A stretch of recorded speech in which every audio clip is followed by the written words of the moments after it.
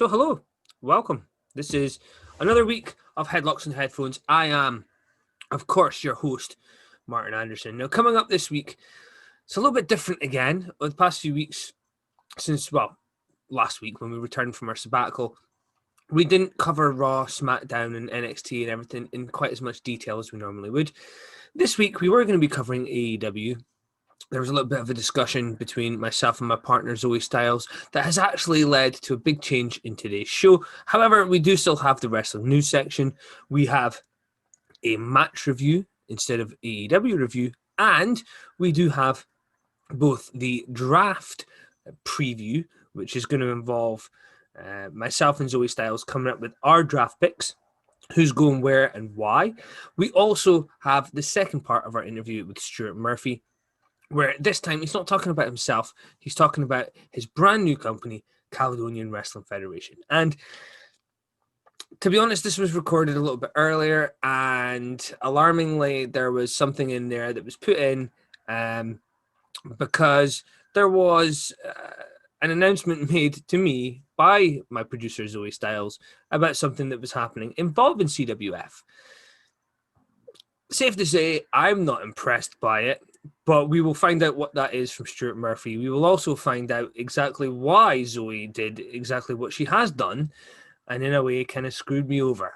But in saying that, I'm a little bit under the thumb, so we kind of have to go with it. But this is Headlocks and Headphones. Up next is the wrestling news. We'll see you there. How have you been since the last time you were on the show? It's been about a month since you were here.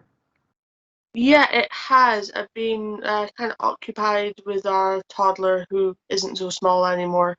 Indeed. I must admit, it's absolutely freezing. Yes, well, unfortunately, we live in a place called Aberdeen, which is always going to be cold. Now, another place that's cold, this is, of course, the wrestling news section of the show. Marty Jannetty claims he was recently hospitalized after an attack outside of a New York airport. So he posted the following on his Facebook. Dude, where's my phone? NYC, they jumped me and took me to the hospital. I was in front of JFK Airport trying to go home. They jumped me from behind. I locked one of them up.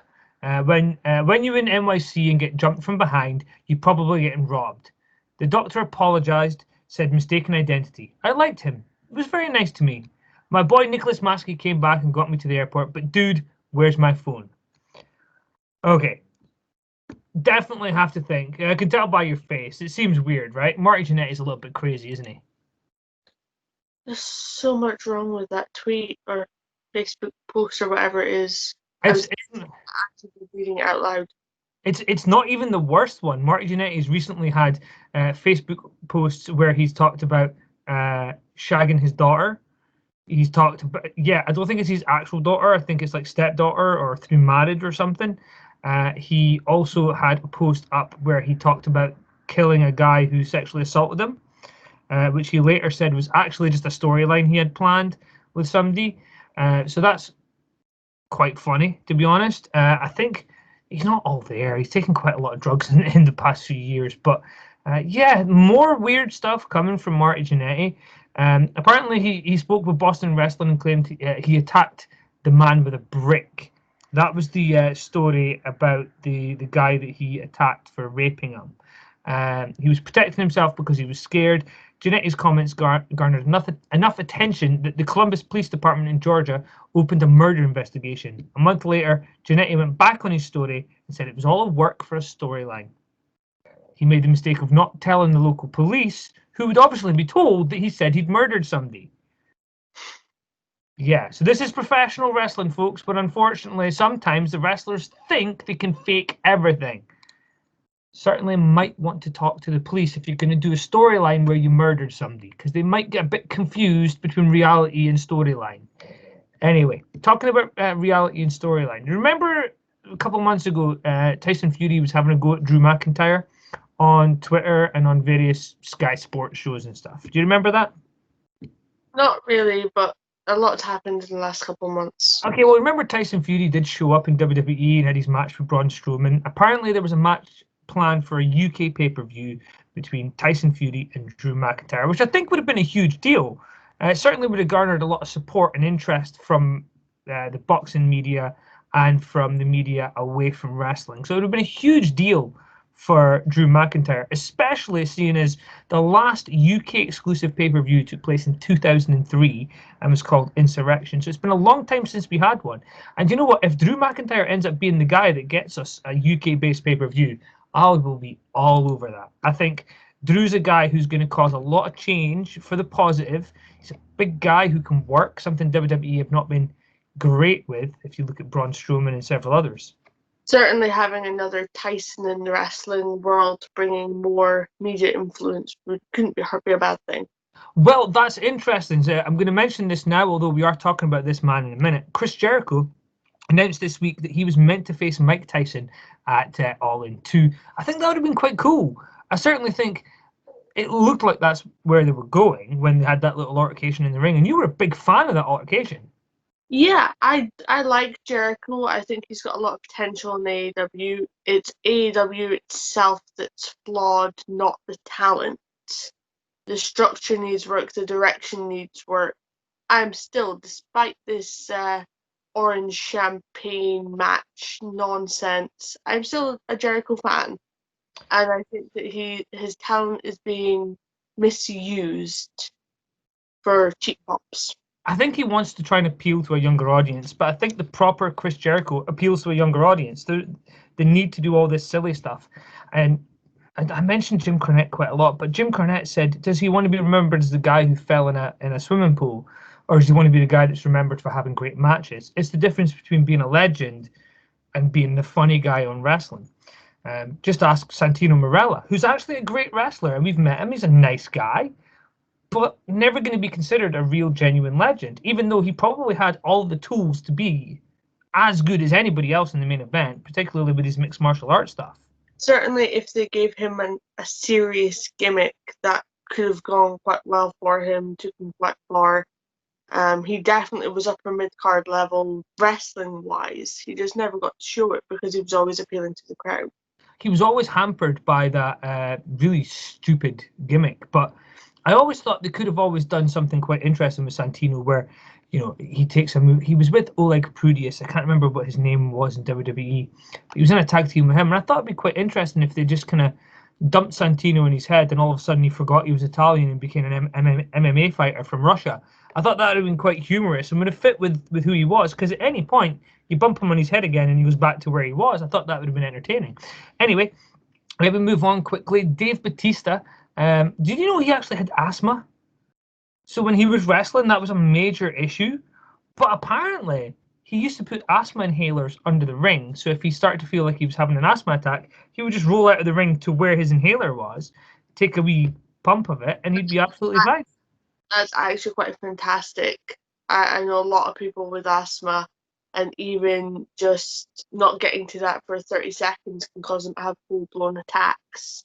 So I think it's very cool that something like that happened, because I never really respected Batista, but I always mocked him, the Blutista stuff. I mocked him for a lot of the things that were probably out with his control. He was trying to be cool, and things didn't quite work out. But when he came back for that last run, I remember saying to you, like, I really enjoyed his promos. And okay, he did the "give me what I want" thing, which was kind of funny. But I really enjoyed his last match.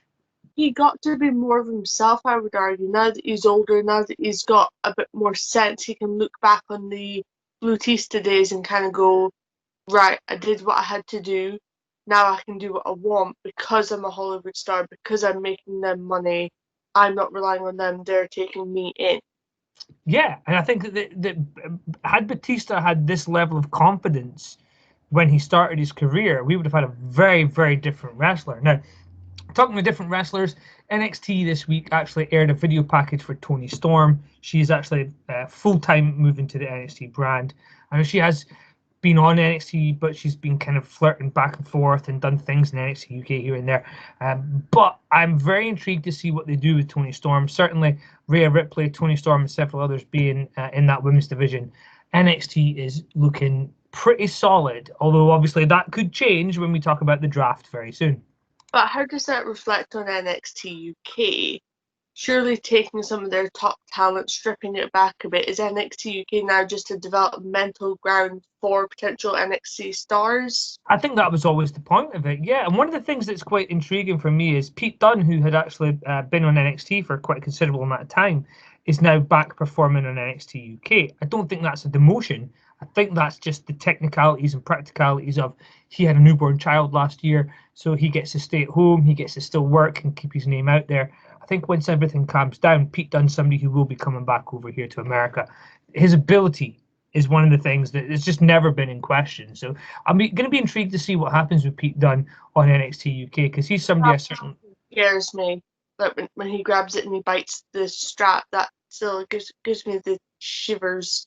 And the thing is, that's probably designed to get that reaction. But yeah, it's very creepy. Anyway, the Miz turns 40 years old today, and I wouldn't have thought he was 40, but thinking about it, he's been around for a long time. It's just it's quite interesting. You know what he's doing on SmackDown just now? Him and John Morrison are trying to get the briefcase off of Otis. And apparently a lot of people backstage are campaigning to get the briefcase off of Otis. And the one who's protecting him is Vince McMahon. Vince really likes him. I kind of like Otis, but I don't get it. I don't get the gimmick. I think as a comic relief thing, it's fine.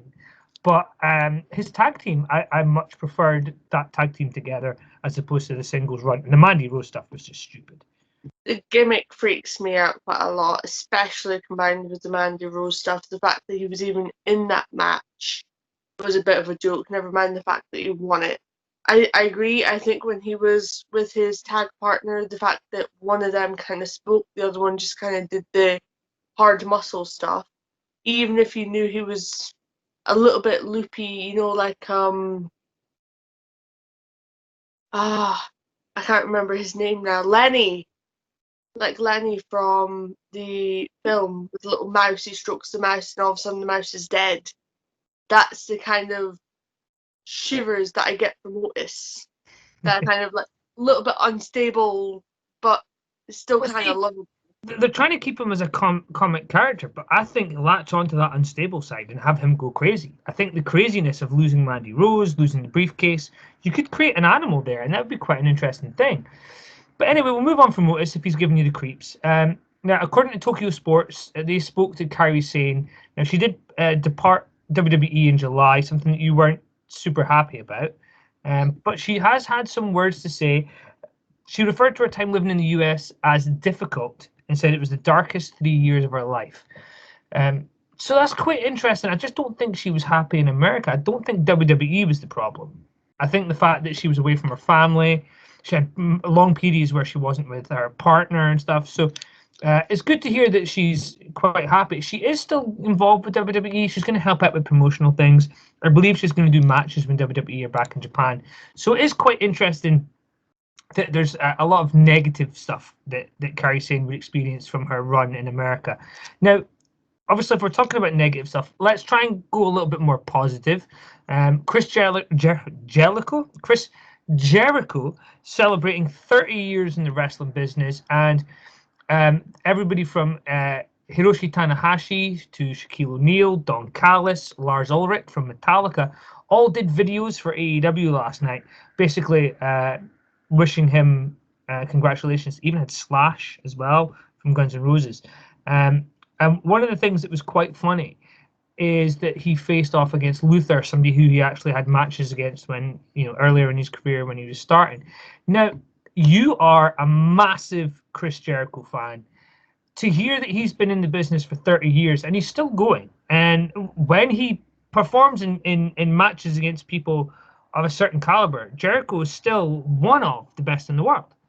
What would you say is your favorite Chris Jericho moment?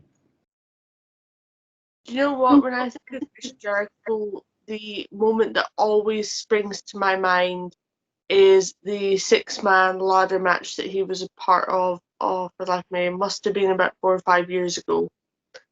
This was back with the list of Jericho, back with the best friends, with KO, and they're all sat up in the middle of the ring promoting the upcoming match, and they're all at the top of the tower. Dean Ambrose is there. This was the point where he's kind of winding Dean Ambrose up, and he sat with his legs crossed at the top of the ladder, with a scarf wrapped around him, flamboyantly flinging it around, basically winding the rest of them up while they're all trying to like stay clear, straight faced as anything, because they know that this promo's coming up and it's going to be important, and it's clear he's leading the ring. Yeah, I mean, I think that's one of the things now. Jericho's at that point where he leads. I personally think, and a lot of people disagree with this, they didn't like it at the time. I think the entire feud with Shawn Michaels, the one where he hit Shawn Michaels' wife, the one where he threw Shawn Michaels through the Titan, the Geritron 3000 or 5000 or whatever it was, the best Geritron that ever was, and Shawn Michaels broke it with his head. But for me, that's the peak of his career. He'd come back with the jacket. He was really enthusiastic. Come on, baby! Trying to get people behind him, and people instantly shat on it, not realizing apparently that was Jericho's plan all along. Be over the top to the point where people actually turn on him, and then he slowly morphed into this guy wearing a suit. He basically became Nick Bockwinkel, and I know that's kind of a random thing to say, but Nick Bockwinkel, when he was with Bobby Heenan, used to just randomly say all these big long words. And there's a story, I think it was Bobby Heenan that told it, about the fact that Nick Bockwinkel would teach the guys in the back new words every week. And one of the words was paradox. And the following week, Nick Bockwinkel tried to say a new word to everybody, and Bobby Heenan just turned around and said, "Do you know what, Nick? Just shut up. We're still stuck on paradox," which doesn't sound massively funny, but nobody ever spoke back to Nick Bockwinkel because he was just that locker room leader. So to hear that somebody like Bobby Heenan, who was still pretty new in the business, kind of turned around and said, "We're still stuck on this," was pretty funny. It's kind of, when you look at Jericho, I picture him now the way that people would look at somebody like Nick Bockwinkel. There isn't many people in that AEW locker room that are walking up to Jericho and talking down to him. There isn't many people in there that Chris Jericho would be going to them and saying, "You are, my peer. I look up to you." So it's interesting for me because I'm old enough, sadly, to remember when Jericho was starting in WCW. I'm old enough to remember when Jericho was coming into WWF, this young, exciting talent. I'm also young enough to remember when he was getting away with calling Stephanie McMahon a low-down, bottom-feeding trash bag hoe, which is always fun to do when you get to call your boss names. Now, Chris Jericho is part of the reason why you love a particular belt, and you have spoken about that in the belt special we did. But for those that haven't seen it, what is possibly your favorite wrestling belt? My favorite wrestling belt has always been, like, in general title terms, it's the IC belt. But my favorite is the oval IC, and I have the Fig Zinc one from, I think it's 2005. I have number 11 out of 500 Of the deluxe version. of the deluxe version. And we are working our ass off to see, well, I am, to see if I can get Jericho to sign that at some point. That is the long-term goal. And that will be the only name that is attached to the Oval IC belt. But yeah, so what do you think's next for Chris Jericho? Because obviously he's now at 30 years. It's clear he's not got another 30 years in the business. I hope he doesn't have another 30 years in the business. He doesn't need to keep working. So what do you think is next for Jericho? Do you think, I think he signed a 3-year deal. Do you think that's him? Do you think he'll be done? Or do you think he might go back to WWE and get that last match and go into the Hall of Fame? I think he's going to stick it out with AEW. What he needs to do is what Dustin has done, where Dustin's taken somebody new under his wing, he's wrestling with them every week, and you just know down the line that's going to come down to a senior protege match. At some point, there's going to be that exploding conflict. I think that could work very well for Jericho as well. If Jericho were to take somebody like Hangman, not Hangman, because obviously Hangman's probably about ages and level with Jericho. What if Sammy Guevara was that man? Because Sammy Guevara has been part of the Inner Circle. That could be a good shout. Yeah, but then people would liken that too much to the Buddy Murphy, Seth Rollins angle at the moment that we've got with WWE. It would be another old WWE ripoff. I think Jericho needs somebody brand new.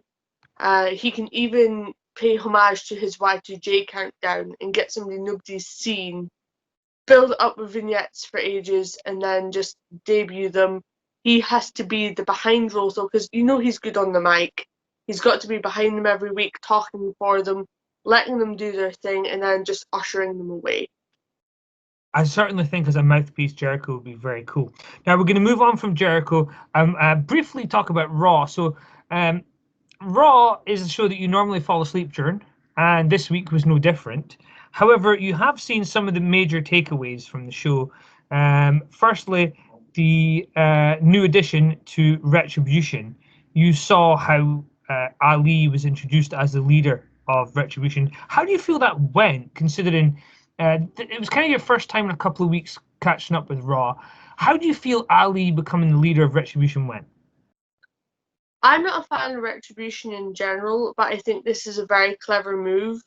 Ali has needed something that will just elevate him to that main stage because he can't really get there himself. He needs that kind of Wyatt family or sort of like people to prop him up and make him look good. And the way they did it was so clever, where he's getting beat up by the Hurt Business and they kind of stop when Retribution shows up and like, right, okay, we're in this together, right? And then all of a sudden he rolls out the ring. And you think, oh, okay. And he just stood there and his face changes. That's what got me the most about this, was the fact that he looked like a scared little puppy right until he was stood in front of them. It's like the Kevin Spacey thing with the limp. In Usual Suspects. See, one of the things that I thought of when I looked at this is obviously now for university I'm studying Orientalism. For anybody that doesn't know what Orientalism is, it's also difficult for me to say. But if you look up Orientalism, it's basically the Oriental and the Occident. So it's us and the other. And I think Ali is a great person to do that with. If you think back years ago, the Muhammad Hassan character, Muhammad Hassan was a certain skin color at a time right after 9/11.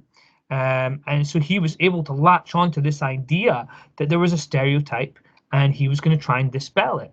And I think Mustafa Ali, they tried to bring him back with a very urban type character on SmackDown and show that he was a very worldly person. And that really failed, almost like he was rejected and abandoned, which fits perfectly with Retribution. But apparently the idea was that he was going to be the hacker that was showing up on SmackDown all the time. So I like the idea that he could actually be the leader of Retribution. They were hacking into the shows and doing things that they shouldn't have been able to. This actually makes sense. This appears to be accidental long-term storytelling. Now, we'll briefly talk about the other piece of long-term storytelling. What do you think about the breakup of Buddy Murphy and Seth Rollins? I'm so excited about this. I think I haven't really been behind the Seth Rollins Messiah gimmick. I can see the appeal, but for me it's gone on too long, or it's taken a wrong turn somewhere. Yeah. And it's gone from him being a locker room leader trying to kind of get everybody together to him just kind of going a bit mad with the power. But we've seen Buddy Murphy come up, like Seth said, Seth's made him, and we see Buddy Murphy just kind of coming up in the background. He's got Seth's back. And then something happens where he finds somebody he cares about that isn't Seth. The ideology breaks, and you've got this massive tension there. I loved this week. I saw the clip where he breaks the kendo stick, and then he basically runs out there. He's like, "Right, what can I use to beat him up with?" And he just grabs the chair. And Harry as well. Just go, wait, he's got a chair. Yeah, I mean, I love the way that Seth actually reacted to being hit, and he's like, "I'm sorry, like you've done enough. I'm sorry." For me, that was beautiful, and you know what that just made me think of, and I don't know if they're doing this on purpose or if it's accidental, but I thought of a TV show that we actually watched together called The Following, where the bad guy was the British actor James Purefoy, who. He had this way of talking, which was very engaging. And he had this way of being able to actually engage sympathy from people and convert them to his cause. And I feel like at one point, Seth was almost channeling that character. And certainly with the, I'm sorry, you've done enough. I understand. Everything's going to be fine. That's the way the character from The Following would have done this. That's how he would have been able to take advantage of Buddy Murphy, who is, he is breaking free, but he's still naive. He's still technically under the spell. What I think is really interesting is the use of Aaliyah, who is coming in as this love interest for Murphy. Now, I want to put this out there because I think this is quite interesting. Although it's a love interest story, I genuinely believe this could all be a plot. I mean, if you want to destroy a family and you implant a spy in there, that is something that, cults and secret societies definitely do.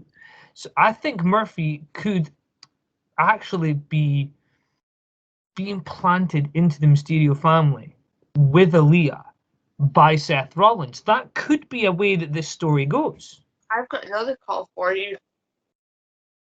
I think Dominic's the one who's going to turn on Ray. I think that this whole time, every time Dominic's in the ring with Seth, every time he's beating him up and they're together, you've got Seth whispering in his ear. You've got Seth saying to him, listen, why are you doing this? Who are you doing this for? Is it for you? Are you your own man? It's almost like the physical abuse that he's taken is Dominic's rite of passage into being a follower. I mean, that's not even that he's necessarily conscious of the fact that he's joining Seth's side, but this whispering, this constant kind of voice in the background. One day he'll be in the ring with Ray and the voice will switch on, he'll flip, he'll go for Ray. And then Seth's there to go, well, come and see me. I'm here for it. Who's he trying to impress? Is he trying to impress Rey Mysterio, his dad, which everybody tries to impress their dad at some point, or is he trying to impress Seth Rollins, who is actually a father figure with the power to? I mean, he's made his dad imperfect. He's taken his sister away. It undermines Dominic's position, and therefore that's why Dominic's trying to keep Aaliyah from Murphy, because he sees Murphy as the threat that's going to stop, that's going to change the dynamic.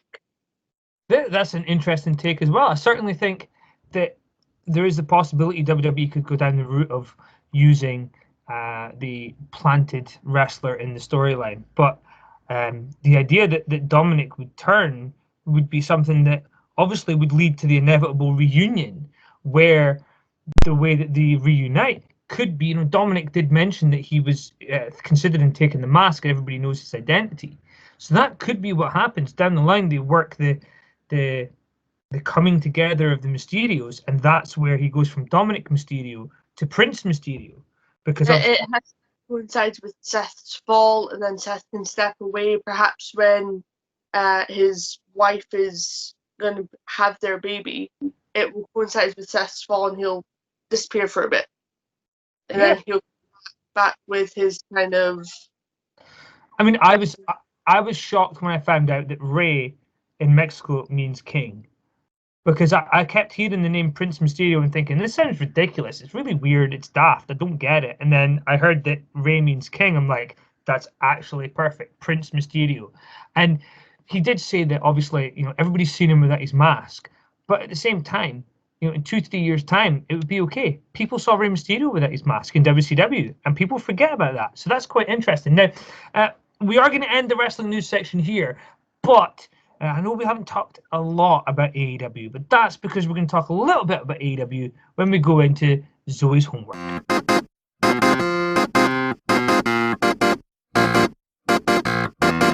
So for Zoey's homework this week, now I know you've had a couple of weeks off without homework, so this week you were going to be doing AEW. But one thing kind of cropped up that for me was really interesting. It was a chance I couldn't miss to get you to go back and watch a match that's truly incredible. Now, this week, Cody Rhodes regained the TNT Championship, and he did so in a dog collar match against Brody Lee. For me, stipulations are kind of happening a little bit too easily in AEW, but if we ignore that and we just look at the fact that they had a dog collar match, I mentioned to you that if they're going to do a dog collar match and it's not as good as Roddy Piper versus Greg Valentine, then it's not worth doing. And that piqued your interest. Oh, what is a dog collar match? It's what it is. It's dog collar with chain linking both people so nobody can escape. Doesn't make sense in AEW. It's meant to be that there's a a good guy or a bad, usually a bad guy who keeps escaping from the revenge, and it forces them to be together. So when I mentioned that Roddy Piper and Greg Valentine had one, you were like, "Oh, when was that?" It happened at Starrcade '83, and it was the first time I saw it. Obviously, I'm 36 years old, so it happened a year before I was born. It happened 10 years before I was in any position to be clever enough to see it. But I was in my 20s before I actually saw this match. So there's no shame in the fact that you're 26 before you've seen it. But this is a very different match to what a WWF fan is used to. It's also a very different match to what the modern wrestling fan is used to. There's no high flying. There's no over the top storytelling like we're used to. This was two guys getting in there and beating the living snot out of each other. So this is the part where I'm going to kind of hand over to you a little bit, because when I asked you to watch the Roddy Piper Greg Valentine match from Starrcade '83, I wanted to find out what you thought of an old school NWA Bloodfest. So let's kind of hand over to you, and hopefully you can give us a little bit of the backstory, what you thought about the match. And I know there is some comments from Roddy Piper that we're going to include at the end, but let's find out from you exactly what was this match about. Well, from what I understand, they had Valentine and Piper had a long-standing feud. It was a good 3-4 years where they were kind of dodging each other, but also facing off and kind of getting those hits in. But like you say, with the death match, collar match, one person keeps running away, one person chasing it, and everybody seemed to be behind Piper. They wanted Piper to get that revenge on Valentine for cornering him and basically getting his own way all the time. And they eventually do. They stood in there, they're on opposite sides of the ring, and they get these collars attached by the ref, and they're just staring each other down the whole time. There's about 3 or 4 people on each side, but all they're doing is like straight ahead. I've got, like, you can see it in Piper's eyes. He's like, I've got you. Where are you gonna go? This was Starrcade '83, so it was Thursday, November the 24th. Thursday for a big, we would call it a pay-per-view, but this didn't take place on pay-per-view. It was closed circuit television at the time, which is essentially cinemas. And it's quite interesting. Now, I'm going to briefly mention some of the other matches on the card, simply because I want to show the kind of era that the NWA was in here. So the other matches on the card: Charlie Brown versus Kabuki. It was Mask versus NWA TV title. There was more matches there, but they were advertised as more single and tag team matches. There was, of course, Jack and Jerry Briscoe versus Ricky Steamboat and Jay Youngblood, with Angelo Mosca as the referee. And there was Ric Flair versus Harley Race in a cage match for the World Heavyweight Championship. This was the NWA's version of WrestleMania, 18 months prior to WrestleMania happening. Now, the special collar match, Roddy Piper versus Greg Valentine. What did you think of this match, considering that this match is a year older than me? It's 37 years old in just a couple of weeks. What did you think of this? Did it hold up? Do you know what? I absolutely loved it. I've not seen a match like it. I would argue that this is quite likely the oldest wrestling that I have seen, because I can't, for the life of me, I can't remember what dates are on those garbage tapes we got off Cornette. There's some stuff from the 70s and 80s, but obviously that's presented in a very different way to the stuff that you'd have seen at Starrcade. Yeah, but I genuinely love this. I'm not comfortable with gore. I don't like hardcore stuff. It's why I've never went to go watch a lot of ECW stuff other than the main storyline things. It's why I don't watch ICW that much, because gore freaks me out, and like the violence and whatnot, it creeps me out a little bit. But what I loved about this match was, although there was some blood, it was meaningful. You had psychology in there every step of the way. There's these highlight points of the match where you know something big's about to happen. You think somebody's gonna fall. You know, there's a point where Piper gets Valentine into the corner and he loops the chain around the ring post and basically pulls him to hold him in place in this corner while he beats the snot out of him. And then there was this section where they're outside the ring, but Valentine's basically being hung over the ring by Piper. But it all makes sense. There's not many false finishes. There was maybe 3-4 attempts per person with this match at a pin. But it was because they'd literally beat the bejesus out of each other, tried for a pin. Reached the limits, yeah. Yeah. But this is what I love about this, is they spent the entire story arc building Piper as the guy who doesn't give in. He doesn't quit, he kicks out, he keeps going. Which makes sense that if Valentine puts a finisher on him, he will get back up straight away. Or he'll do his best to. And it was over before it began. Although it ran about 20 minutes, I had to watch the ending 3 times just so I knew it was the end. I mean, that's the thing. A lot of times when I watch modern wrestling, there's so much happens, you don't get a chance to digest it. Did you feel watching this that the pace was a lot easier for you to digest? Well, yeah, because it's real wrestling. Like I say, there's no high-flying spots here. They're playing to the audience, but they're not trying to impress them. You know, there's no hard camera here, so they adjust the angles so that all of the stadium gets to see exactly what's going on. There's this section where Valentine is choking out Piper right at the end, and he's got a sleeper hold on him. The ref's kind of checking his arm to see if he's alert or not. And Valentine turns deliberately to each section of the crowd so they understand exactly what's going on.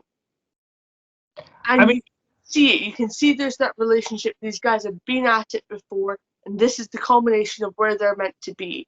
It's been a long time building. The psychology is there. The gore, although they're beating each other up with a steel, what do you call it? A chain. It's a logger's chain, yeah. They're designed to carry the biggest trees you can possibly imagine. Now, this took place at the Greensboro Coliseum, and to be honest, if you're looking at venues that have rabid fans that love blood and gore and violence, Greensboro Coliseum is one of those buildings. They're used to Ric Flair bleeding on an almost show-by-show basis every time he's there. So to see how much they put on the line, these were 2 guys, bear in mind at this point, Roddy Piper's not a main eventer. Bear in mind at this point, Greg Valentine is still kind of living in the shadow of certain family members. So these guys are out there to impress.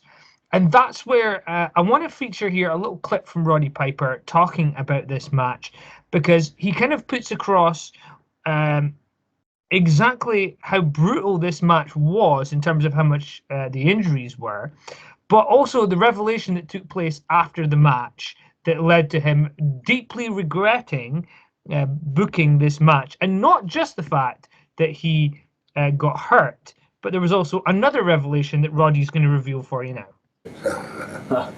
What are your memories of that program and that match and stuff? Oh, stupidities. Well, first memory I got, in those days they used to let me eat without my helmet. Crockett, this is again, as we've said, the answer to Shea Stadium, $550,000. And so he says to me, we want you to come up with a match. Yeah, this is how stupid, how sick the guy can be. They're so brutal that people will just pay to come and see it again. Oh, okay. So I'm thinking, and I heard something. I'd never worked for Bill Watts because I heard what he was. I heard that there was some big card, and he gave envelopes to the underneath guys just saying, you're lucky you're there. You know, eat shit and die, man. They had their very first big show, and he paid the main event, and the other one said, you should be honored to be on this show. Okay, I'm fucking honored. You know what I mean? Here we go. It was the first vignette I think ever done in the wrestling business. I went and got a 12-foot trucking logging chain, real deal logging chain. And then I got these collars of leather that was double leather and spikes coming out that went around and this chain attached right here. Well, being the genius that I am, I thought, let's be kind to us. And I put wool inside because the leather is going to cut into our necks, and gentle, baby soft. And so, okay, and then I looked at the thing, it was about, I was weighing about, 20 pounds, maybe 15. And Somebody says, "Hey, let's put this in the lobby. Everybody can touch it, follow everything it is." All right. Come time in Greensboro for that match, and Valentine was in great shape then, and they wanted a lot. They wanted real, as close as real as you can get. So put these damn collars on, pick this up, and how do you have a match now with these dog collars around on a card of the prestige that it was placed at that time, not compared to today, but at that time, and the subtext of it's got to be so brutal that they'll come back and see it. So I'm very much in the moment of what I'm doing, which is ask backwards, explain a second. So get in the ring, and I thought to myself, well, first thing I would do is I wouldn't want that guy to get into the chain, so we better pull back. And so boom, when we pulled back, the chain, you could see it go boom. Valentine's like a fire plug anyway, big sausage fingers.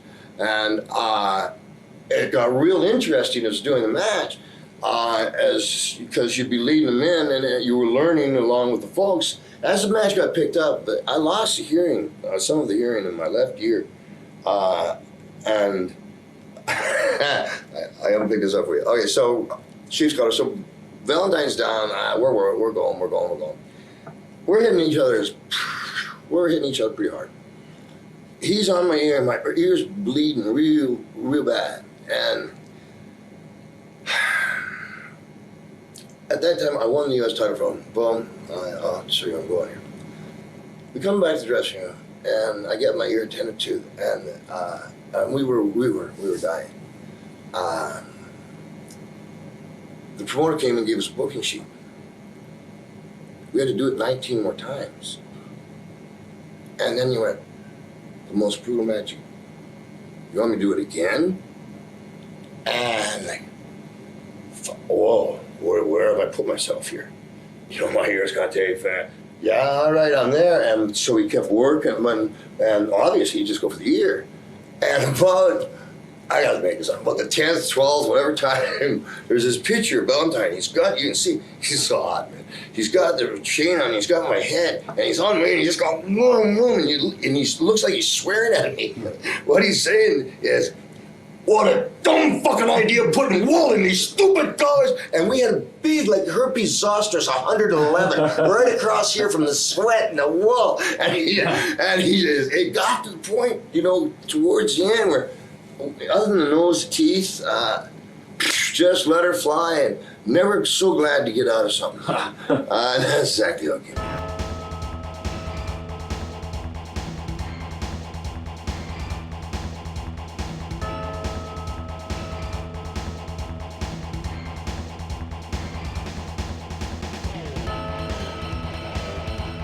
WWE have thrown a little spanner in the works of what we had planned by actually giving us draft pools. So on night one, SmackDown Live on October the 9th, which is tonight if you're watching this on premiere evening for Headlocks and Headphones, they have a pool of wrestlers that can be drafted from one show to another. Now, on night two, which is October the 12th on Raw, they have a separate pool of wrestlers who can be drafted. Now, this doesn't mean everybody will be drafted. This means these are the people who are eligible to be drafted on that night. WWE do often throw up little surprises on that, but what I'm going to do is I'm going to put that list up.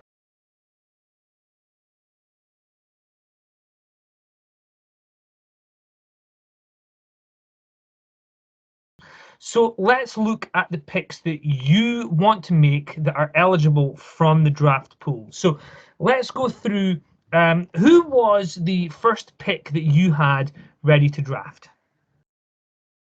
Okay, so the first name on my list, which is also in the night one draft pool, is Ricochet. Ricochet. So you're moving Ricochet over to SmackDown? Yeah. Okay, and who would be draft pick number 2? The number 2 is Carrillo. Humberto Carrillo, okay. And who would number 3 be? Okay, so the other 2 that I've got here aren't on the night one eligibility list, but let me double check my other one here.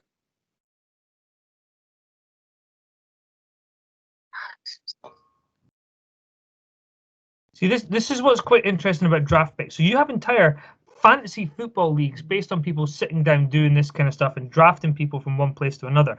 Now, with the WWE, by doing the draft pool, what they do is they make it so it's not quite as random as we think. So having the entire rosters able to be drafted is a little bit difficult to do.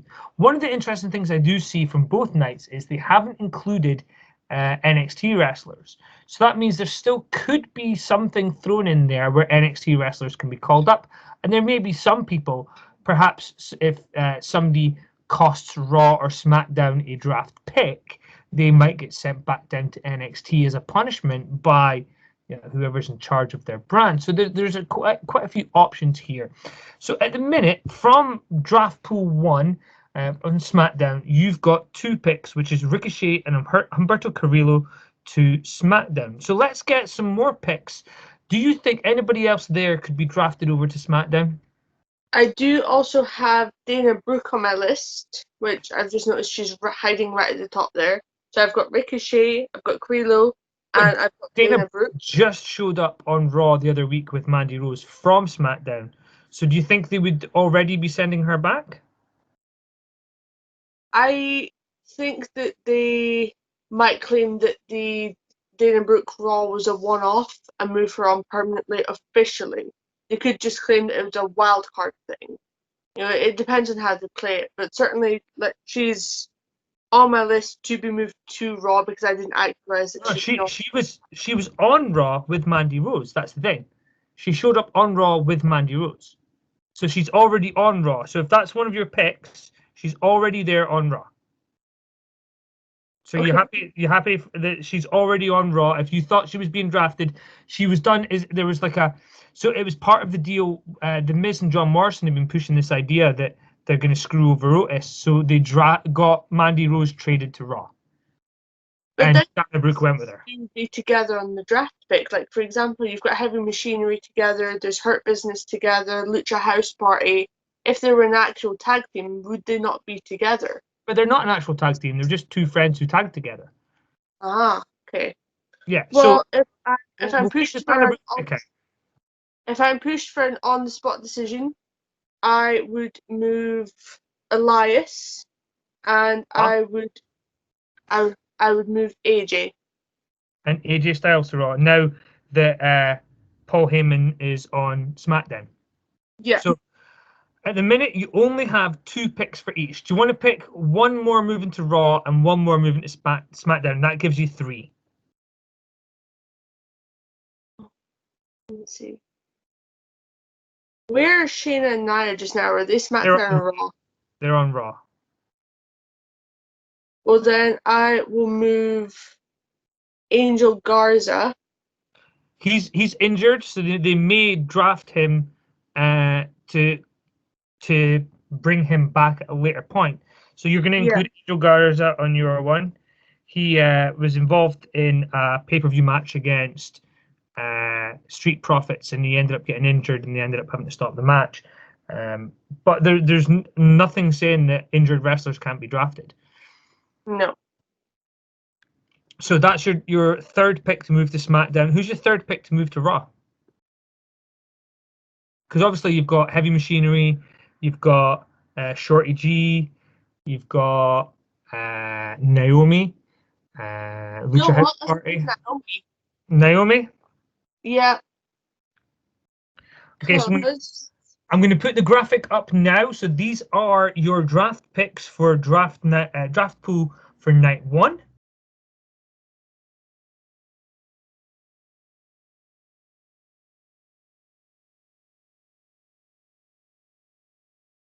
And let's move on. So we're going to move on to draft pool 2, which is for Raw. And this is a much bigger pool because obviously there's a full 3-hour show to fill of draft picks. Now, let's kind of look at what we have. Who do you think is going to be moving around on the shows? Now, one of the things that I think you'll find quite interesting here is they've added Erica the Viking Raiders, who just had an operation this week. Ivar is out for at least a year by the look of things. So if Eric is showing up on either show. He's going to be as a singles wrestler right now. So it's quite interesting. There's the second draft pool is very, very deep, and let's see who you think is going to be drafted for night 2. See, I'm a little bit frustrated because again they've split up people that I presumed were a tag team, because I've got tag teams on here that I thought were together that aren't. Who are you looking at for tag teams that are together? Okay, so I had Natalia and Lana both going to SmackDown. Okay, but they are a tag team, yeah. Only got Natalia on the list. Lana is on night 2 as well. I've maybe just there we are. It's But then does alphabetical. That helps, apparently. Yeah. Okay, so do you still want to stick with that? Do you want to move Natalia and Lana to SmackDown? I'm just going to move Natalia. Because although they're a tag team just now, if they've got them separately, they probably don't plan on keeping them as a tag team. The other tag team that I had moving to Raw was Nikki and Alexa. Okay. I also had Aleister Black going to SmackDown. Black to SmackDown. I would say Nikki and Alexa. Alexa Bliss is involved in a storyline with The Fiend. And what's quite interesting here is that I don't see The Fiend on either of these lists. No, Bray Wyatt is down at the bottom. So Bray Wyatt is on night 2. There is a really good story between Alexa and Bray Wyatt. So do you think they're going to drop that story, or do you think they're going to move Bray Wyatt over as well? I think they're going to remove Alexa from it. Okay. She'll move back to it at any point. Yeah, precisely. They'll maybe use Alexa leaving as that thing that snaps Bray out of whatever funk he's in. I also had, bear in mind this was back when I thought Natalia and Lana and Nikki and Alexa were tag teams. Yeah. I also had Peyton Royce moving to SmackDown. Okay, Peyton Royce. I had. So this is the 3-hour show. So we'll go with 4 picks for the 3-hour show and see how many of them we get right. So you've got Natalia, Aleister Black, and Peyton Royce so far moving to SmackDown. Do you want to have a 4th pick? The rest of mine are moving to. I've got Corbin moving to Raw. Okay. Who I'm else? surprised there's a name on here that I didn't actually. I've got a name on my list that isn't on here, which is Big E. Okay. But with that in mind, I also have. That suggests that Big E isn't liable, but Big E is on the list. Big E is on the list in a tag team called the New Day on night 1. But you have your picks for night 1 done. Yeah. So who else are you taking over on night 2? So you have one more pick for SmackDown: Natalia, Aleister Black, Peyton Royce. Who else are you picking to move from Raw to SmackDown? Andrade. Okay, fresh start for Andrade. And you have 2 more picks for Raw. So who's moving to Raw? I moved Matt Riddle to Raw. Okay, I think that's a solid shout. And who else? One last pick.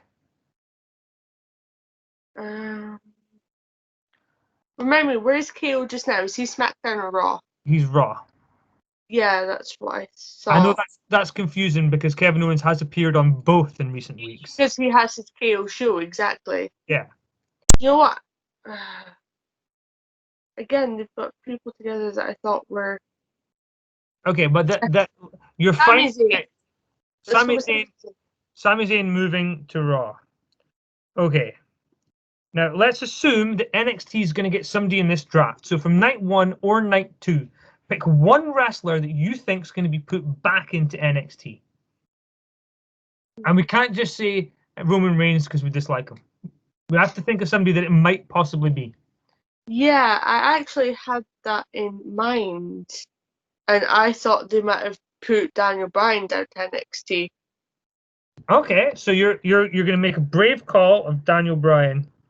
I'm not 100% confident in it, but I was looking for a pairing that would give Balor a challenge.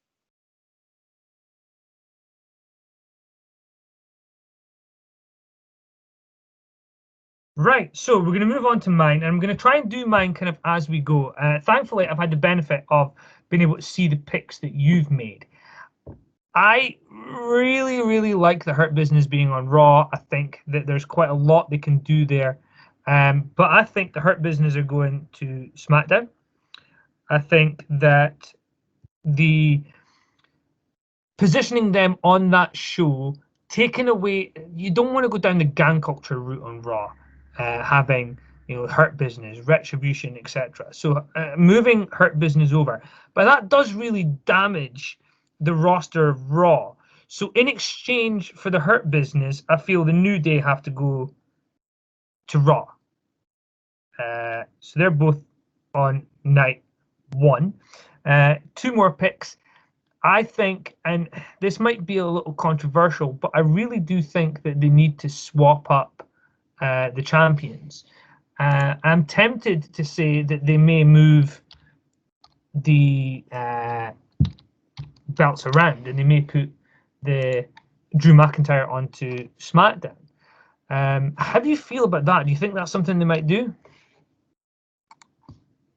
I wouldn't say just now. Certainly, if he was to drop the belt for coming up for Royal Rumble and then get moved, he could then win the other belt at WrestleMania as a surprise. Because we have talked about Orton getting the belt off him before he makes his WrestleMania match.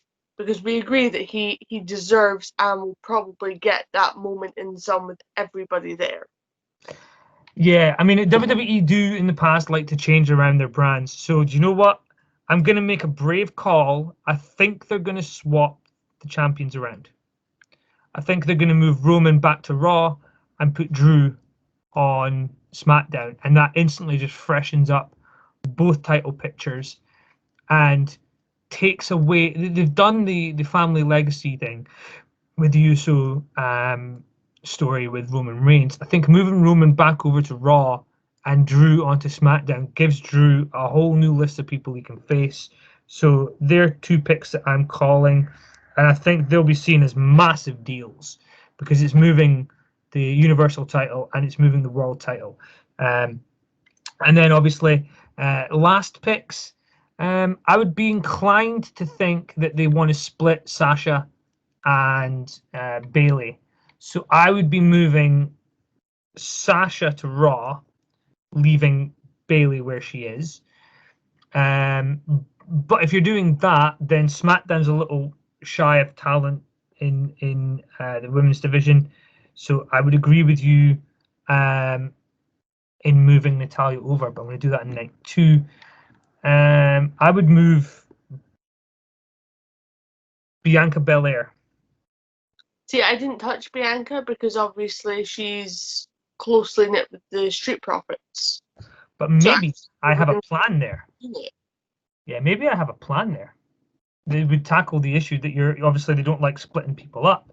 But then you've moved the world title, so why would you move the world and the tag? Because it would instantly freshen up both divisions.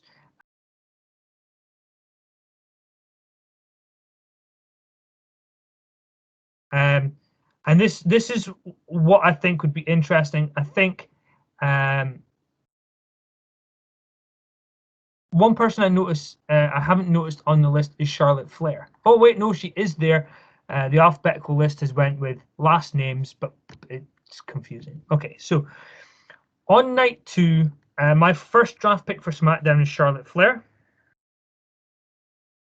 My second draft pick would be Andrade because they're together. I think I agree Andrade needs to change, and it moves him away from Zelina Vega and the storylines that he's had. In addition, I think the Street Profits would go over, and then we would see who else could be moved from Raw to SmackDown that would be quite interesting. Do you know what? I'm stuck between either Keith Lee or Kevin Owens. I think it's too soon to move Keith Lee. I'm going to go with Kevin Owens, and we're going to see how close we are next week on the show. Now, let's do the moves to Raw. I would certainly think that Bray Wyatt moving to Raw would be a huge boost for the brand. I do want to move Jeff Hardy to Raw, but I think he certainly fits better just now on SmackDown. So Bray Wyatt would be the first draft pick. Shinsuke and Cesaro. What was that? I was going to say, would you then maybe move Sheamus if you want to split that story up and kind of leave that in its dirt? Would you maybe move Sheamus to Raw? No. I would also move Alexa Bliss so that the story with Bray Wyatt can continue, but leave Nikki Cross on SmackDown. And you know what? This one, I think, is a good way of getting out of the story with Otis, because I think the story with Otis is just it's not interesting me at all. I know a lot of people would say Matt Riddle is some. I definitely would like to move Matt Riddle to Raw. So my last pick is either The Miz and John Morrison as a team, or Matt Riddle. And do you know what? I think The Miz and Morrison going over to Raw. So that is my picks, which we're going to add on the screen right now.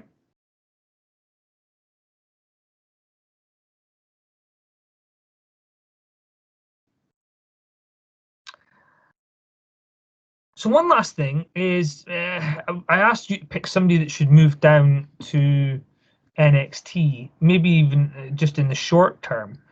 And when you look over the roster, I can see you've moved Corbin, Riddle, and Sami Zayn over to Raw, which instantly improves their mid-card without looking. But when you look at NXT, sending somebody down would actually be a huge addition to their roster. And I know that they have Finn Balor as their experienced wrestler. And looking through the roster, if you look at night one, you've got the opportunity and possibility of sending somebody like Drew Gulak down. But Drew's involved in the 24/7 championship. For me, this is maybe not as big a name as people think should be going there.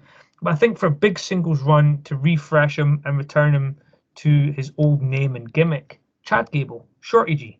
That's my pick for going down to NXT. I think the opportunity to kind of refresh who he is, and he's going to have some great matches there, particularly against Johnny Gargano, Tommaso Ciampa, and several others.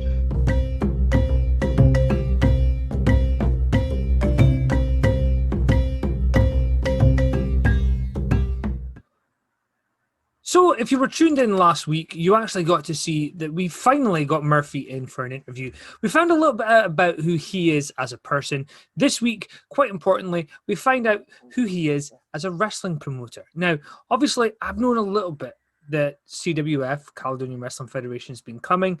I have been privy to one or two conversations about what's happening. So I kind of lead this interview by trying to get some of the information out of him that I know some people want to hear about. What is the plan going forward? But in addition to that, I get a little bit pissed off towards the end because something's happened in recent weeks that I'm not entirely happy about. Now, we took a couple of weeks off. Everybody needs a few weeks off, and that's what we did. We enjoyed our end of summer holiday, and we came back hoping that the show was going to be something a little bit better than it was before. Hopefully it changed things up a little bit, not have to just do show reviews every week, because that sometimes gets a bit dull. Turns out there's a little bit of a big change coming to Headlocks and Headphones, which you're going to find out all about after the interview with Stuart Murphy. This is Stuart Murphy and his thoughts on Caledonian Wrestling Federation.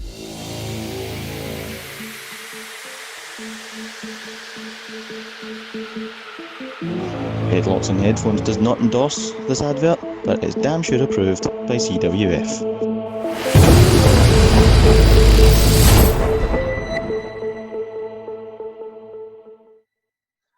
Okay, so last week, joining me for part one after several attempts was Stuart Murphy. Yes, I know. I'm still going to continue to get those digs in. Have you spoke to JJ recently, by the way? Who's JJ? Okay, it's like that, is it? Right, so last week we spoke about your backyard wrestling. We spoke about the fact that you're moving on to the next step in your wrestling adventure. Now, that got me kind of interested in Caledonian Wrestling Federation, but you told me before we started recording that you have an announcement that you want to make about the backyard wrestling thing. So what is it that you have to say about the backyard wrestling? I do have an announcement regarding the backyard wrestling, yes. It's I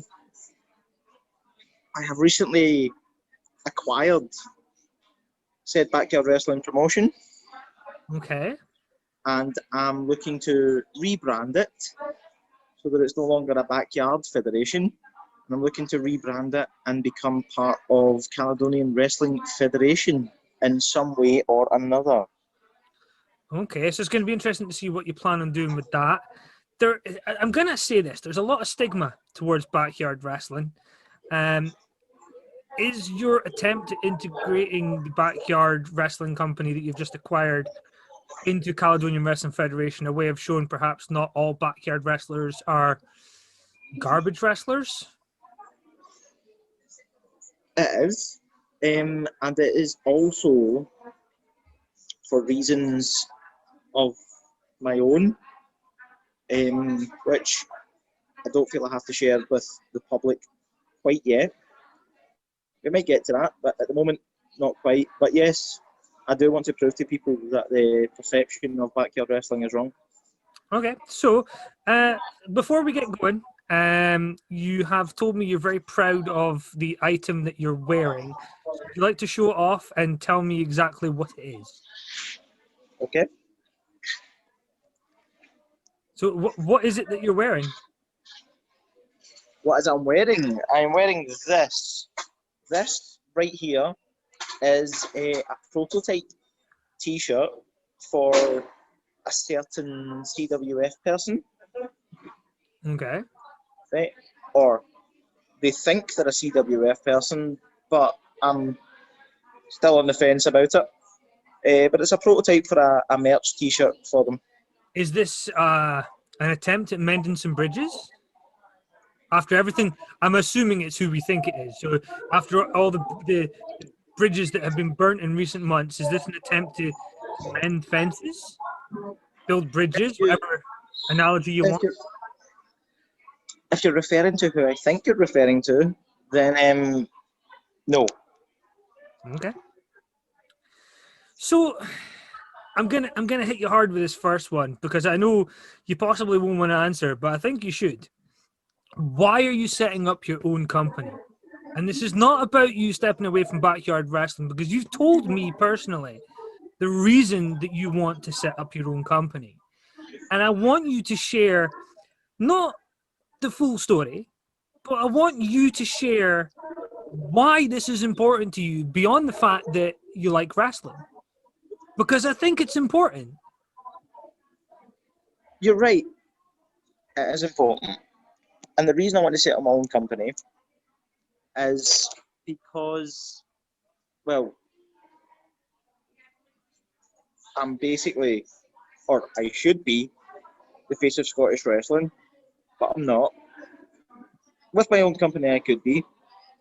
And it's also, I mean, this could be a wee bonus factor if you want, although it doesn't concern me, is I want it to be a safe place for people after the whole speaking out movement.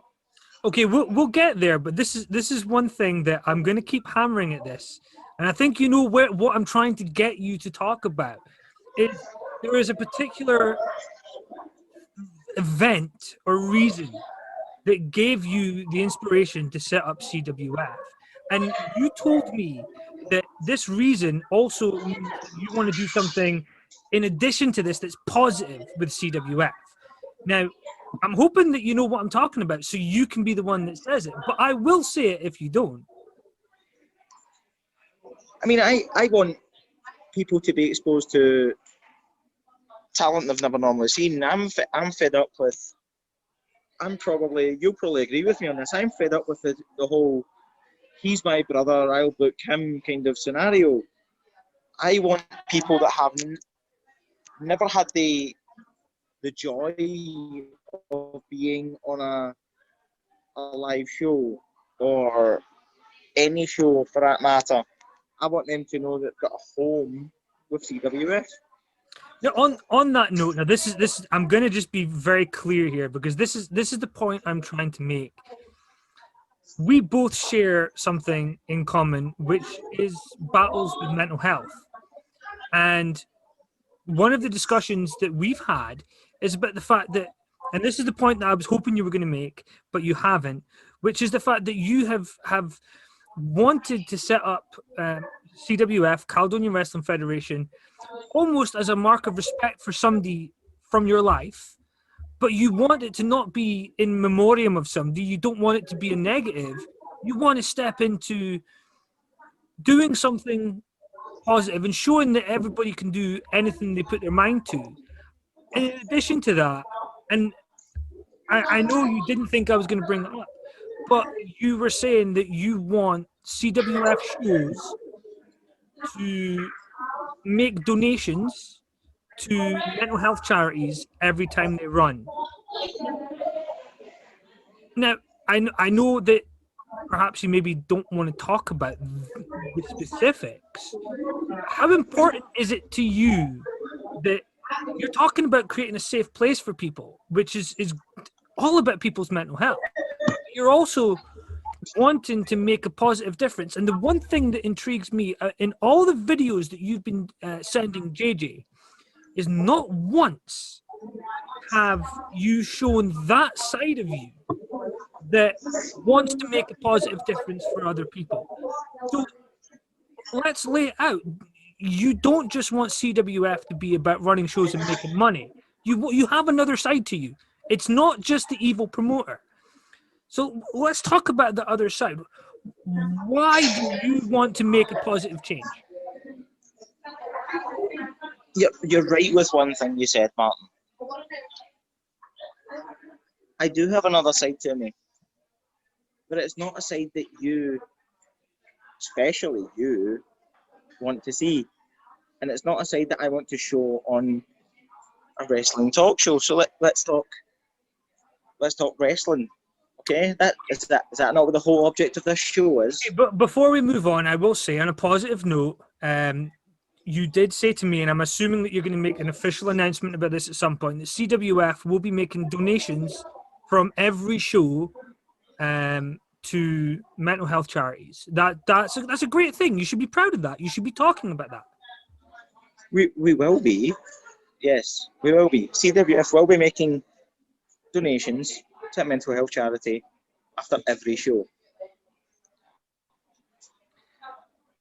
However,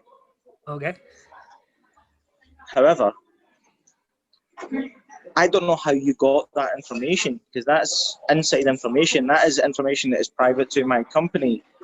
So I want to know, Mr. Martin Anderson of Headlocks and Headphones, how did you get that information?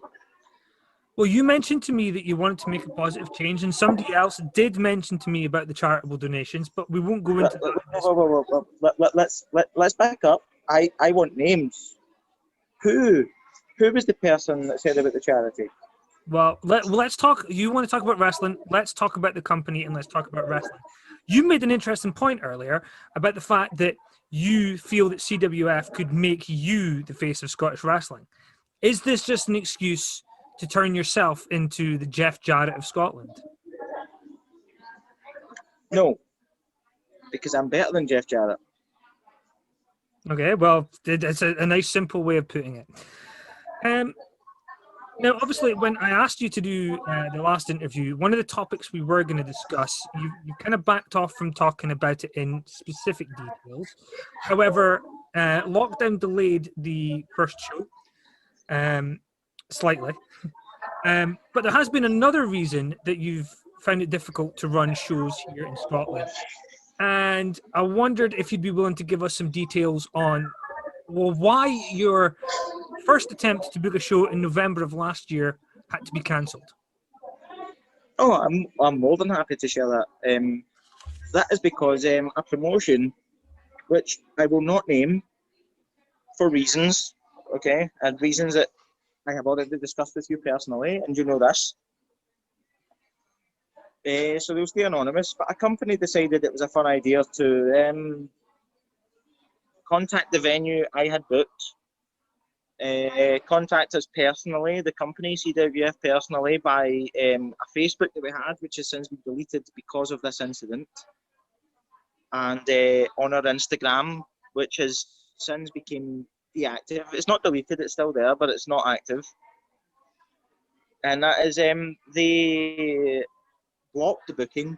They told us that they would refuse to let any talent work for us if we worked in the area that we were going to work in. And you know what? I'll name the area where we're going to work in. The area we're going to work in is Clydebank. Okay, so And the company that will remain anonymous refused us the right to work in this. And they pulled all their talent. We had a main event lined up, which, looking back on it at this day and age, after speaking out, I'm glad they pulled this person from the show. But at the time, it was wrong. And given the speaking out movement, I'm not ashamed to admit the person we had lined up for the main event that night in November was Kieran Kelly. And we all know the stuff that's came out about him and speaking out. So having heard some of the other names that you had planned, there's more than one name that comes to mind from the speaking out movement that was going to be involved in that show. So perhaps dodging a little bit of a bullet, but obviously you weren't to know some of these people were part of the problem. Now, one of the interesting things here is, do you want to talk about some of the, beyond cancelling your venue, some of the other techniques they planned on using? Because you're saying they were pulling talent from the show, but obviously the CWF mantra is to try and use talent that isn't being used everywhere else. That's something that you've said to me privately. So that is, yes.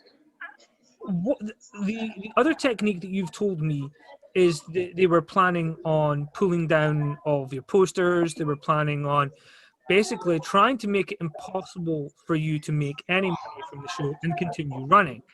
So why are people like this not part of the speaking out movement, do you feel? I'll correct you on one thing before I answer your question. The correction is they weren't planning to pull down posters, they were just planning to put their own posters over the top of CWF posters. Why I think they're not part of the speaking out movement is because the people that are involved with this company are probably, in fact, I know for a fact, one of the current champions has been named in the speaking out movement.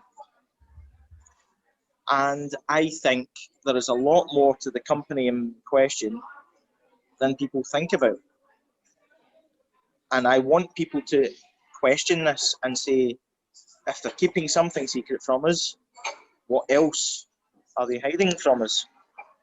Okay, so that's one of the things that's quite interesting. So you launched social media over the weekend, and I want to discuss with you the fact that one of the things that was put up was about the fact that you want to be a company that's fully transparent. So you want to be able to be open and honest with the fans as much as physically possible. Now, I'm told that you have an MP joining the all-party parliamentary group that's involved in the investigation into these allegations. I've also been told that you feel the PVG check system is not enough. So how do you think CWF, beyond the PVG system, can protect people and create that safe environment? Because that's the fear that people looking at the speaking out movement have, is it is a very much closed circle of wrestlers booking wrestlers. So how do we protect the vulnerable? I mean, if you look at the speaking out movement, a lot of the accusees are female. So my way to solve this problem is you have security stationed outside the female changing room at all times throughout shows. This way, someone cannot enter that changing room that is not supposed to be in that changing room. So that's I an also interesting want. point because you've just stated there that dressing room. So you, as a rule, it's going to be separate dressing rooms, something that not a lot of companies in Scotland have. Separate dressing rooms. Males and females should be entitled to their own private space to change, shower, and any other accessories they need to do. Should have their own private space to do so. Okay, so when it comes down to it, right, we don't want to harp on about the negatives. You want to be as transparent as possible. You want to make sure that as a company, you're putting on as much as you can to protect people. That does pose the possibility that it's going to cost the company a bit in terms of profits. Do you see that as being a problem, or do you think maybe that might help you in the long run if you're able to protect and have a safe environment, that you'll be able to last longer and be a safer place, and you'll have more people want to work there? Because there's no denying hiring more security, having buildings that have 2 dressing rooms, it's going to cost more money to book these things. Well, I'll be open and honest with you. We have a CWF. Our head of creative has recently reached out to an MP, as you've stated yourself, and we have been put forward as a pilot to test out new measures to prevent these incidents happening in the future. Okay, so And I that's would like to good think. hear. Good to, before you interrupt me, Sorry. I would like to think that we can make these measures work, and we can be a safe environment for males and females of any age, any gender, to be welcome at. Okay, so we're going to leave the negative stuff there largely. If people are looking at CWF and they're thinking, what product is most like CWF? What company does CWF model themselves on? Old school ECW. Now, is that feeding into your backyard background, or do you No. mean in terms of something else? Not at all feeding into the backyard background. It's feeding into the fact that ECW built a lot of stars. If it wasn't for ECW, would you know who Tommy Dreamer was? Would you know who Sandman was? No. They built stars. And that's what we want to do at CWF. We want to build stars. No. We don't want to rebrand old ones. We don't want to constantly focus on people that have been built up and are now getting to that age where we're close to retirement. We want to build brand new stars that people have never heard of before. That's what CWF wants to do. Now, I know you're not going to reveal any names of people that you actually have booked. You have told me you have at least one match in the pipeline, you have several talents interested, and you have an overall plan. But you have a wish list, obviously. Are we going to see lots of imports coming in and padding out these shows just to sell tickets? You're not going to see lots of imports, no. We don't need imports to sell shows. The talent in the British Isles is more than capable of selling out shows. You'll see 1 or 2 imports maybe come in, 1 or 2 more established names, but you're not going to see over the odds. You're not going to see us build our company on imports. If you want to work for this company, you have to prove that you want to work for this company. Okay, so is there anything else that you want to add about CWF in terms of what the plans are for the future? What the plans are for the future is the plan that we want to implement is we want to give people an option. We want people to see that there's more talent in British wrestling out there than what has been given to them. No longer is it going to be, he's my friend, so he gets on my show. He's my brother, so he gets on my show. It's going to be basically based on pure talent and nothing else. If you vouch for someone, you better have a video to back that up, because if you vouch for someone, it's not enough to get them on my show. One thing that I do want to ask is the team that you have behind the company, how close are they to active wrestlers?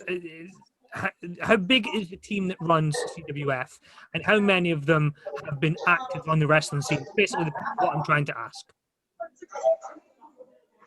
The background team I have at CWF haven't been active on the wrestling scene, but are wrestling fans. And they're very creatively minded. They know what wrestling fans want, and they know what wrestlers need. The wrestlers need to be safe, and they need to feel that they can come to the management team with absolutely anything they want, and that it's going to be listened to and adhered to. And that is what my background team at CWF have. Okay, so we're going to end now on something that obviously for the past few months, we've been airing videos of you and JJ Andrews. Now, JJ is the reason that I even know you. We started speaking because JJ introduced us and we met the night of ICW Square Go for the first time. Now, so let's talk about the promises that you've made to JJ Andrews. Because there are things that have been getting discussed in the videos that JJ's been sharing. So, what promises have you made to JJ Andrews? I've made JJ Andrews one promise, and that was that I would consider him for CWF shows. I've considered him, and I don't think that he is what we're looking for. Therefore, I feel I have stuck to my end of the promise. Therefore, these videos that JJ is releasing on your show, unsolicited, of course, because I'm sure your sponsor of the show wouldn't like JJ Andrews putting these segments on. But he is lying. The one promise I made is I would consider him, and I considered him. And he has been told he is not ready. But he persists. At some point, could he be ready? No. He doesn't have the heart, and he doesn't have the commitment.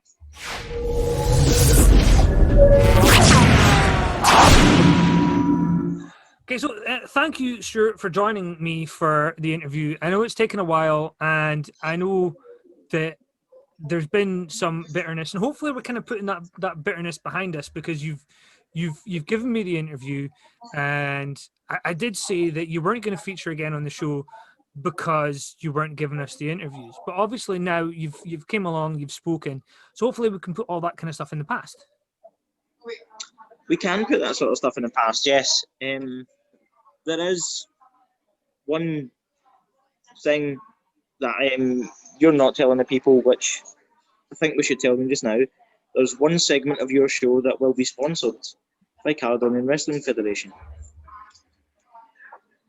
Yeah, so the sponsorship decisions are not made by me. I have a producer who's made that call. Yeah. And I know for a fact that that's going to cause issues between me and JJ. Because I've known JJ since I was a teenager, and I'm no longer a teenager, and I don't know how that's going to go down. And I don't think that although I want to put the bitterness behind us, I don't think it's fair for me to be in that position. It's not, but at the same time, the show has been on a 2-week hiatus, and the reason for that is because you didn't have the funding. So by Caledonian Wrestling Federation sponsoring Headlocks and Headphones, it allows the show to continue running.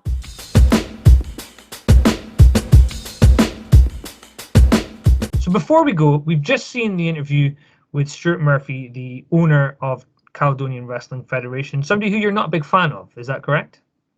Yeah, that's fair to say. Okay, so if you're not a big fan, I'm intrigued as to why you would sign a sponsorship deal with Caledonian Wrestling Federation. So as my producer, you're not his biggest fan, but you've agreed that CWF is going to sponsor a segment on every show for the next few weeks at least. I think that whilst I'm not personally a fan of the man, CWF have a lot of potential coming up. I've heard a lot of good things. They're taking strides with the speaking out movement, and they've done a lot to show that they want to be on board. I've heard that there's movement with groups that are trying to make real change. And I think some of the rumoured talent names that may be coming up are potentially going to revolutionise the UK scene. And certainly to partner with a promotion that cares to that level is something that I would like to do. So what you're saying is I'm kind of stuck with this sponsorship, at least for the time being. And there's nothing I can do to convince you to tear everything up and we just move on without it. Is that what you're saying? Yeah, I think that it's beneficial, and I think that in the long run, this is going to work out quite well.